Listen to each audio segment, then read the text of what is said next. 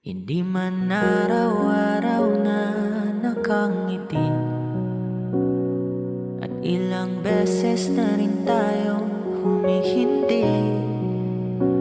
Di na mabibigyan